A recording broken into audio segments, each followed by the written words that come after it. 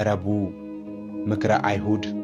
ይህች ዕለት የአይሁድ የሊቃነ ካህናትና ጸሐፍት ፈሪሳውያን ጌታ ኢየሱስን እንዴት መያዝ እንዳለባቸው ምክር የመከሩበት፣ ምክራቸውን ያጸኑበት፣ ሰቅለው ይገሉት ዘንድ የወሰኑበት ቀን በመሆኗ የአይሁድ የምክር ቀን ተብላም ትጠራለች። ይሁን እንጂ በዚህ ምክራቸው ወቅት ጌታ ኢየሱስን እንዴት አድርገው እንደሚይዙት በጣም ይጨነቁ ነበር። ምክንያቱም ደግሞ ወቅቱ የፋሲካ በዓላቸው የሚያከብሩበት ወቅት በመሆኑ በጌታችን ትምህርት የተማረኩ ብዙ ሕዝብ ትምህርቱን ያደንቁ ስለነበር ሁከት እንዳይፈጠር ከመፍራታቸው የተነሳ ነው። በዚህ ጭንቀትም ሳሉ ከደቀ መዛሙርቱ መካከል አንዱ የሆነው የአስቆሮቱ ይሁዳ ከመካከላቸው ተገኝቶ ጌታ ኢየሱስን እርሱን በመሳም አሳልፎ እንደሚሰጣቸው፣ ለዚህም ተግባሩ 30 ብር ወረታውን እንዲከፍሉት በዚያን ጊዜ የነበሩ ካህናትም ከእርሱ ጋር በመስማማታቸው የምክራቸውም ተባባሪ በመሆኑ ጭንቀታቸውን አስወግዶላቸዋል። የመልካም መዓዛ ቀን። በስምዖን ዘለምጽ ቤት ተቀምጦ ሳለ በመላ ዘመኗ ራሷን በዝሙት አስገዝታ ትኖር የነበረች ማርያምን ተፍረት ኃጢአትን ይቅር የሚል መልካም መዓዛ ያለው አምላክ መጣ ስትል ውድ የሆነ ዋጋ ያለውን የ300 ዲናር ሽቱን ገዝታ ወደ እርሱ በመምጣትና በራሱ ላይ በማርከፍከፍ ስለቀባቸው የመልካም መዓዛ ቀን ትባላለች። በዚህም ምክንያት ከኃጢአቷ የተነሳ መልካም መዓዛ ያልነበራት ማርያምን ተፍረት በዚህ በጎ ተግባሯ መልካም መዓዛ ያላት ሆና ወደ ቤቷ ተመልሳለች። የእንባ ቀን።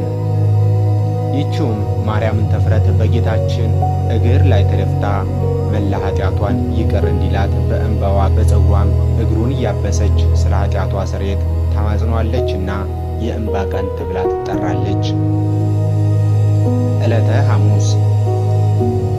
ጸሎተ ሐሙስ።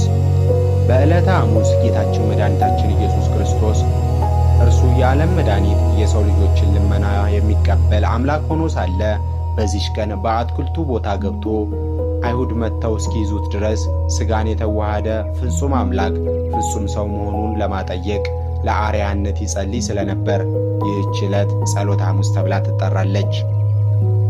ጌታችን በዚህ ዕለት ደቀ መዛሙርቱን አብዝቶ ሲያስተምራቸው ሲመክራቸው ቆይቶ ነበር። ዓይኖቹን ወደ ሰማይ አቅንቶም እርሱ ከአባቱ ጋር አንድ እንደሆነ ነግሯቸዋል። ከዚያም ለብቻው ፈቀቅ ብሎ ወዙ በመሬት ላይ እስኪፈስ ከሰገደና ከጸለየ በኋላ ወደ ደቀ መዛሙርቱ ሲመለስ ተኝተው ስላገኛቸው ከተኙበት ቀስቅሶ 1 ሰዓት ያክል እንኳን ከኔ ጋር መትጋት አቃታችሁን? ወደ ፈተና እንዳትገቡ ትጉና ጸልዩ ብሏቸዋል።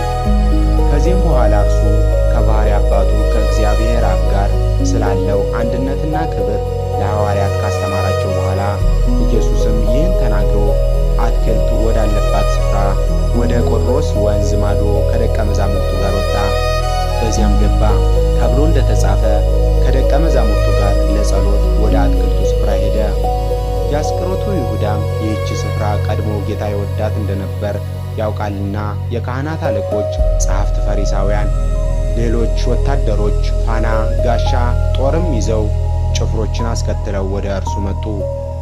በዚህች ጊዜ ጌታችን ደቀ መዛሙርቱን ተነሱ እንሂድ፣ እነሆ አሳልፎ የሚሰጠኝ ቀርቧል አላቸው።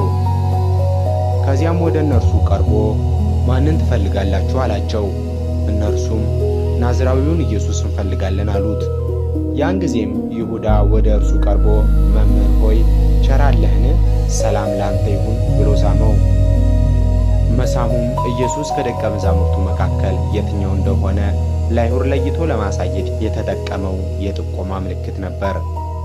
ያን ጊዜም ጌታችን የሰው ልጅን በመሳም አሳልፈ ትሰጠዋለህን ብሎታል።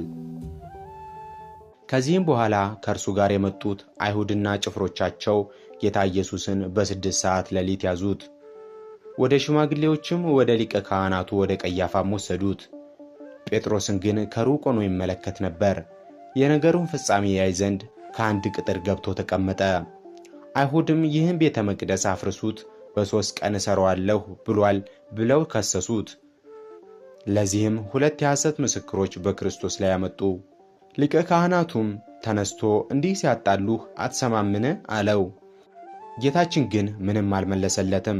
ሊቀ ካህናቱም ክርስቶስ ተብሎ የተነገረልህ የእግዚአብሔር ልጅ አንተ እንደሆንክ ንገረኝ አለው።